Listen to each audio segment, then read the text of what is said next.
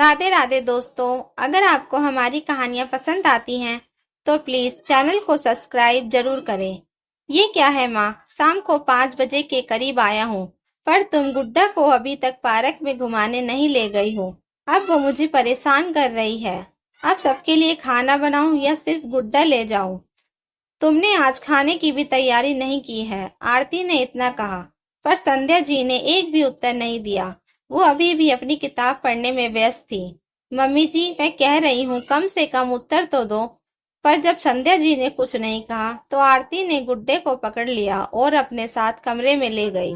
कमरे में जाकर उसने अपने गुड्डे को अपने पति संदीप के पास बैठा दिया। इसका ख्याल रखना, परेशान हो रहा है। या तो तुम लोग इसे पार्क में घुमाने ले जाओ या फिर इसे पकड़ लो ताकि मैं खाना बना सकूं। उसे इस तरह बोलते देख संदीप बोला, अरे गुड्डा आज घूमने नहीं गया? मैं तो रोज अपनी दादी के पास घूमने जाता हूँ। हाँ, पता नहीं आज दादी किस मूड में बैठी हैं, जवाब भी नहीं दे रही हैं। तो आज दादी नहीं, पापा संभालेंगे। कहते हुए आरती गुड्डे को संदीप के पास छोड़कर रसोई में चली गई। संदीप ने उसे कुछ देर संभाला और फिर उसे लेकर अपनी माँ के कमरे में चला गया। देखा तो माँ किताब पढ़ रही थी। क्या हुआ माँ, तबीयत ठीक है? आज गुड्डा नहीं संभाल रही हो?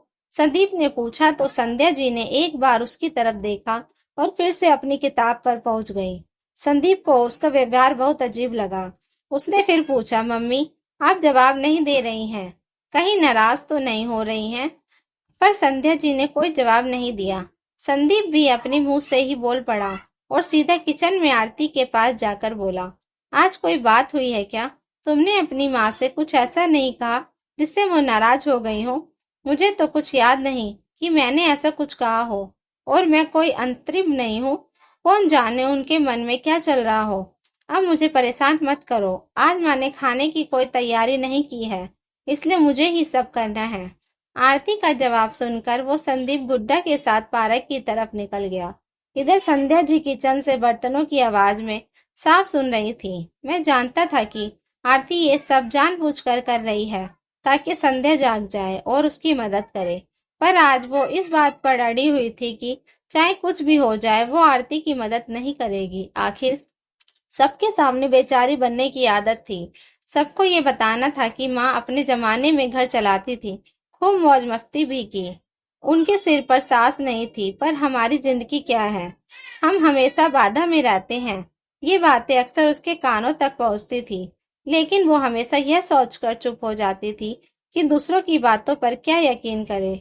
आरती उनके सामने कुछ नहीं बोलती थी, लेकिन कल रात जब वो अपनी मम्मी से फोन पर बात कर रही थी तब वो भी यही बात दोहरा रही थी जो उस समय संध्या जी को सुनाई दिया। तब से संध्या जी चुपचाप बैठी रही कि चाहे कुछ भी हो जाए वो आरती के किसी भी काम में दखल नहीं देंगी। इसी कारण वो सुबह से किसी से बात नहीं कर रही थी, अपने कमरे में थी। उन्होंने आज कोई काम हाथ भी नहीं लगाया, गुड्डे को भी खाना नहीं खिलाया। आखिर में आरती ने अकेले ही खाना बनाया।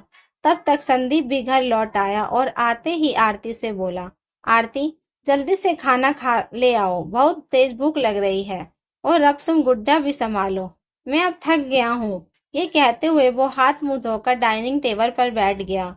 संदीप की बात सुनकर आरती बोली, अकेले थक गए हो? मैं थकी नहीं हूँ, जो गुड्डा ले आकर टीका लगा दिया।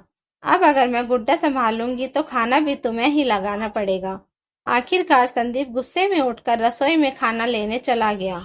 जाकर देखा तो खाने में सिर्फ दाल चावल था। संदीप बाहर आया और बोला, यह क्या है? सिर्फ दाल चावल बनाया है, सलाद नहीं, चाउमीन गम नहीं। दाल चावल खाकर पेट कैसे भरेगा? तुम्हें पता है दाल चावल बन जाए तो रोटी चाहिए, तो क्यों नहीं बना लेते? शुक्र करो कि कम से कम बन गया, वरना आज तो भूखे रहने की नौबत आ गई थी। तुम बाहर का खाना नहीं खाते? पता नहीं मैंने क्या आदत बना ली है कि खाना घर का ही आता है।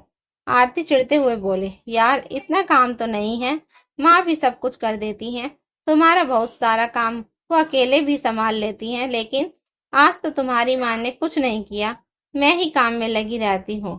तुम्हारी माँ ने एक भी काम हाथ नहीं लगाया। अच्छा, यह तो साफ है कि जिस दिन माँ नहीं होगी तुम कुछ नहीं कर पाओगे, शायद भूख से मरने का दिन आ जाएगा। आरती संदीप की बात सुनकर और भी गुस्सा हो गए। और रोती हुई बोली, हाँ, अगर तुमने मेरा किया तो तुम्हें कभी कुछ नहीं दिखता। जब देखो तब माँ माँ माँ। अगर माँ की लाडली बनकर जीना था तो मुझसे शादी क्यों की? और माँ ही तो घर अपने हिसाब से चलाती थी। सास सर पर सवार थी, कोई रोकने वाला नहीं था। अब यहाँ मेरी गृहस्थी गड़बड़ हो रही है, मेरा जीना मुश्किल कर दिया है। तुम दोनों को देखकर छोटी सी बच्ची भी रोने लगी। लेकिन आरती उसे चुप कराने की बजाय उस छोटी सी बच्ची पर गुस्सा हो गई। अब तुम भी रो। शादी से पहले की जिंदगी इससे अच्छी थी। कोई झंझट नहीं था, कम से कम माँ की इज्जत तो थी। यहाँ आकर जिंदगी बर्बाद हो जाती है। ये सारी बातें संध्या जी के कानों में गूंज रही थी। आखिर गुड्डा का रोना उनसे बर्दाश्त नहीं हुआ। वे उठकर बाहर आई और गुड्डा को गोद में लेते हुए बोली, क्यों बहू, तुम अक्सर कहती हो कि मैंने अपने हिसाब से घर चलाया, हमने खूब मौज मस्ती की, मेरे सिर पर सांस नहीं थी, कोई रोकने वाला नहीं था।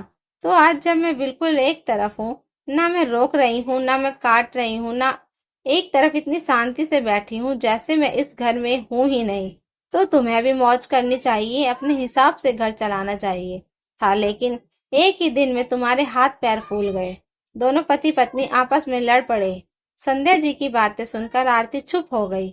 उसे समझते देर नहीं लगी कि आज शाम जी उनकी मदद क्यों नहीं कर रहे थे।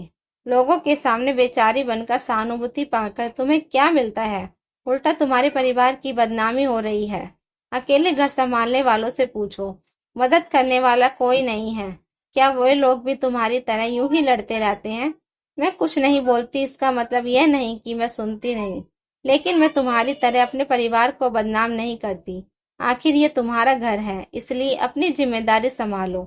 संध्या जी की बात सुनकर संदीप और आरती ने चुप रहना ही सही समझा। तो दोस्तों, इस कहानी को लेकर आपकी क्या राय है? कमेंट बॉक्स में जरूर बताएं, और अगर कहानी अच्छी लगी हो तो प्लीज लाइक करें। अगर आपने हमारे चैनल को अभी तक सब्सक्राइब नहीं किया तो जरूर कर लीजिए। Thank you for watching.